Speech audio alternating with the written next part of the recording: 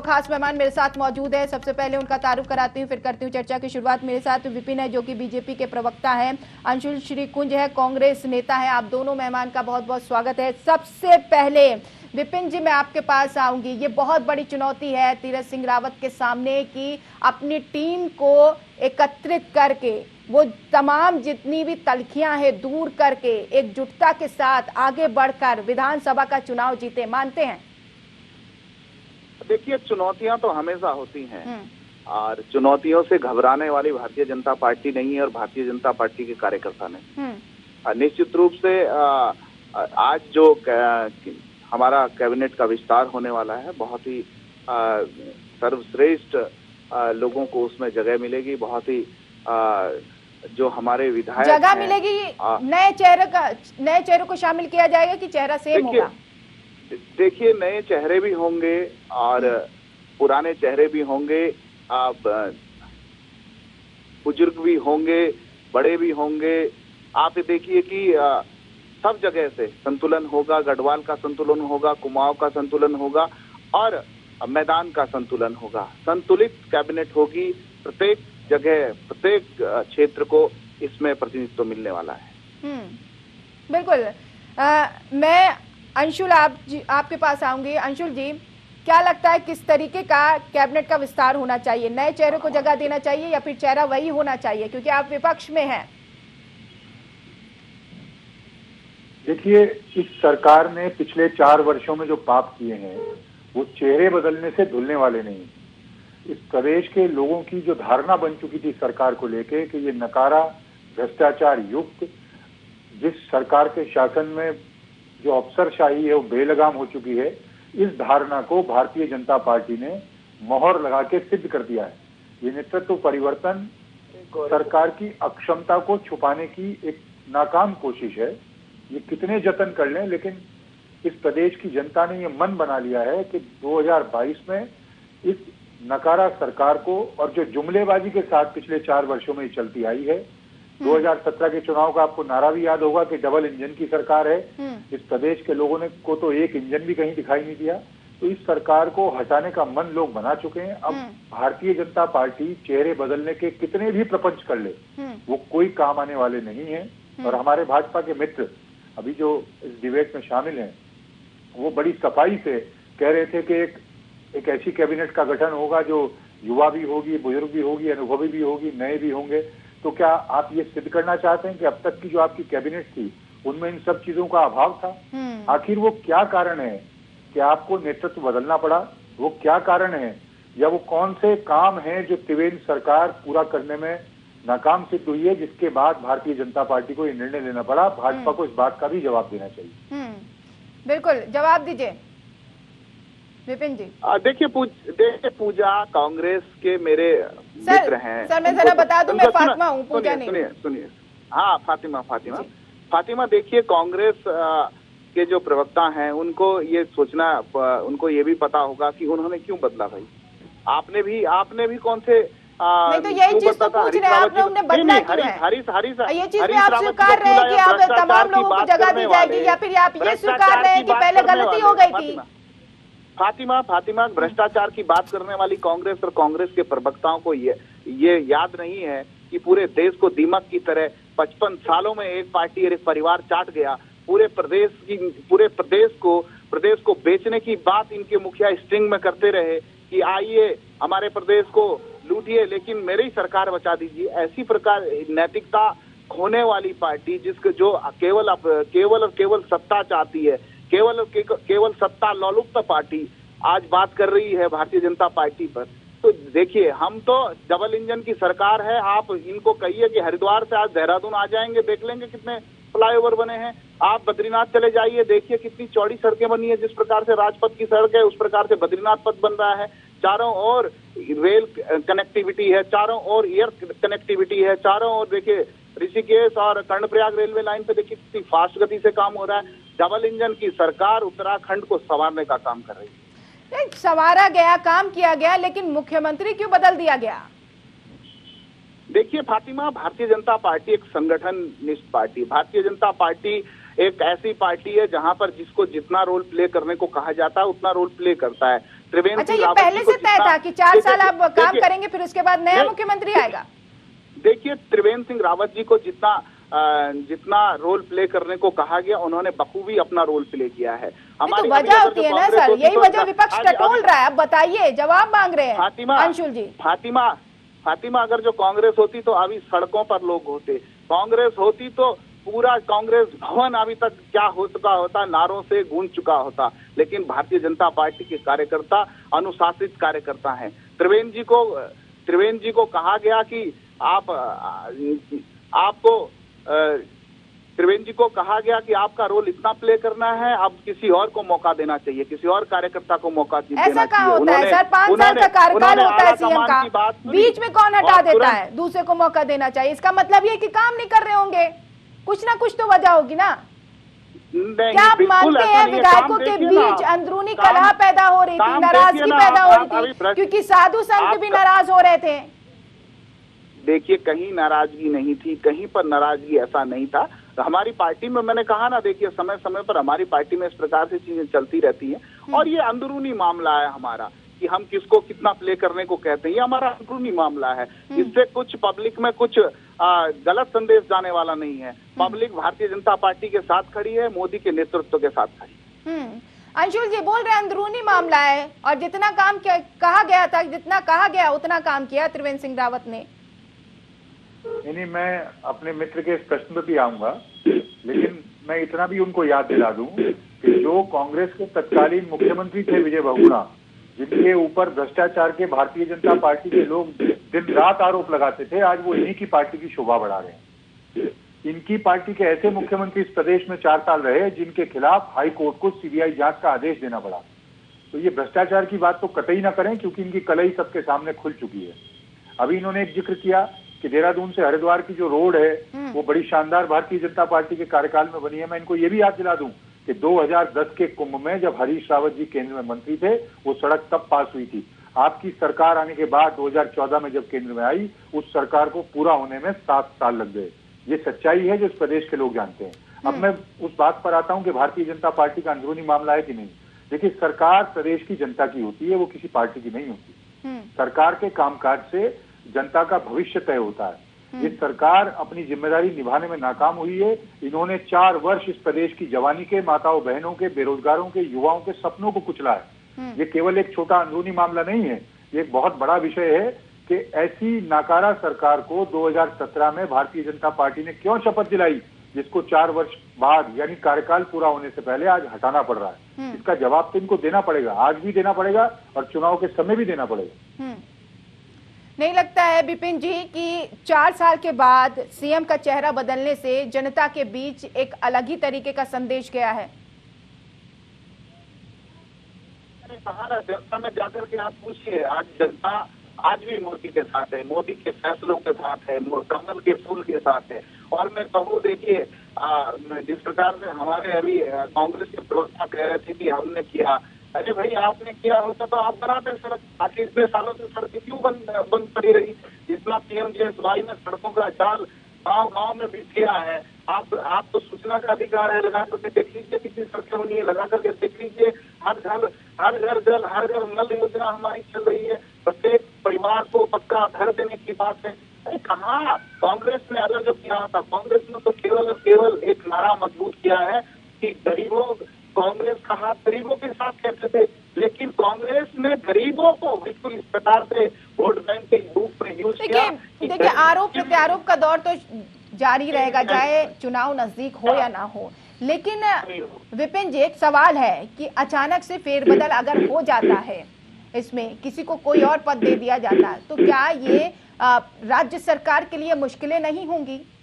नए सिरे से फिर स्टार्ट करना, नए सिरे से कम समय में सारी चीजें करना। समझ रहे हैं आप मैं क्या कहना चाह रही हूँ? बिल्कुल नहीं, मैं कह रहा हूँ ना, आप जनता के बीच में जाकर किस सोच के आधार पर बीजेपी ने, आला कमान ने ये फैसला लिया है कि कैबिनेट पूरी टीम ही बदल दो, मुखिया बदल दो इतने कम समय में? तो क्या तीरथ सिंह रावत के सर पर कांटों का ताज नहीं है? बिल्कुल नहीं। तीरथ सिंह रावत जी इस प्रदेश के पहले मंत्री रहे हैं, एमएलसी रहे हैं, आप हमारे प्रदेश के अध्यक्ष रहे हैं। तीरथ सिंह रावत जी राष्ट्रीय सचिव रहे हैं, हिमाचल जैसे प्रदेश के प्रभारी रहे हैं और सांसद गढ़वाल हैं, ऐसा कहीं नहीं। उनको भी बेहतर अनुभव है, संगठन का अनुभव है, उनको काम करने का उनका तरीका है। निश्चित रूप से भारतीय लेकिन टीम का क्या? 2022 चलिए ठीक है, मैं मान लेती हूँ अनुभव है, अनुभवी चेहरा कई सारे थे, रमेश पोखरियाल निशंक भी थे, धन सिंह रावत भी थे, कई ऐसे चेहरे थे जो लाइन में थे सीएम के, लेकिन सिर्फ तीरथ सिंह रावत को ही क्यों चुना गया? देखिए, निशंक जी इस समय देश के केंद्रीय मंत्री हैं, एचआरडी मंत्री हैं, देश में शिक्षा नीति में किस प्रकार से उन्हें बदलाव किए हैं, वो देश के अंदर काम कर रहे हैं। भारतीय जनता पार्टी के अंदर मैंने कहा ना, जिसको जितना काम दिया जाता है, जिसको जो रोल प्ले करने को कहा जाता है वो करता है, जिस समय तक कहा जाता है उस समय तक करता है। भारतीय जनता पार्टी, लेकिन उसका संदेश क्या विपक्ष तक जाएगा, क्या जनता तक जाएगा, ये भी तो आला कमान और बीजेपी सोचती होगी ना विपिन जी। खैर अंशुल जी, क्या वाकई देखिए जब मंत्रिमंडल का विस्तार होगा, चेहरे बदले जाएंगे, तो ऐसे में क्या नए सिरे से एक शुरुआत होगी और चुनौतियां बहुत हो जाएंगी और ये विपक्ष के लिए आसानी हो जाएगी? देखिए, ये एक ऐसा वक्त है जब पूरा देश, पूरी दुनिया कोरोना जैसी महामारी से जूझ रहा था। हमारे प्रदेश में लाखों की संख्या में जो हमारे प्रवासी भाई बहन हैं, जो दूसरे राज्यों में काम करते हैं, रोजगार की तलाश में गए हैं, वो वापस आए। उनके पुनर्वास के इंतजाम इस सरकार को करने थे। लोग रोजी रोटी के संकट से जूझ रहे। दूसरी तरफ हरिद्वार में महाकुंभ चल रहा है। महाकुंभ की तैयारियां करने में भले ये सरकार विफल रही हो, लेकिन एक जिम्मेदारी सरकार की है कि उसके आयोजन को निर्विघ्न संपन्न कराए और उसकी भव्यता दिव्यता इतनी हो कि उसमें लोग, श्रद्धालु, पूज्य संत बिना किसी रुकावट के कोरोना की सावधानियों के तहत किस प्रकार से स्नान कर पाएं। नहीं तो अंशुल जी, आप क्या मानते हैं, त्रिवेंद्र सिंह रावत जब सीएम थे, क्या सारी चीजों को सही तरीके से चला रहे थे, चल रही थी सारी चीजें? क्योंकि कई खबरें आ रही थी कि विधायकों के बीच नाराजगी भी हो रही है, साधु संत खफा हो रहे हैं क्योंकि कुंभ के मेले की अवधि को कम कर दिया गया तमाम इंतजाम को लेकर। तो आपके पॉइंट ऑफ व्यू से क्या समझा जाए? देखिए, इसको समझने के लिए मैं एक ही उदाहरण आपके सामने देता हूँ। जब तक त्रिवेंद्र सिंह रावत मुख्यमंत्री थे, वो निरंतर बयान देते थे कि सीमित संख्या में श्रद्धालुओं को आने देंगे हरिद्वार कुंभ में। वो कहते थे कि रजिस्ट्रेशन होगा, जो लोग आएंगे उनको 72 घंटे पहले तक की कोविड नेगेटिव रिपोर्ट लानी होगी। इसके लिए लोगों में आक्रोश था, तैयारियां अधूरी थी। हम बार बार इस बात को उठा रहे थे कि तैयारियां नहीं है कुंभ की, उसको ढकने के लिए सरकार ये बहाने बना रही है। और इसकी बानगी आपने कल देखी। कल पहला शाही स्नान था। जो नए मुख्यमंत्री बने हैं वो हरिद्वार में थे और उन्होंने वहां पहुंचकर एक बयान दिया कि कुंभ में किसी को रोका नहीं जाएगा।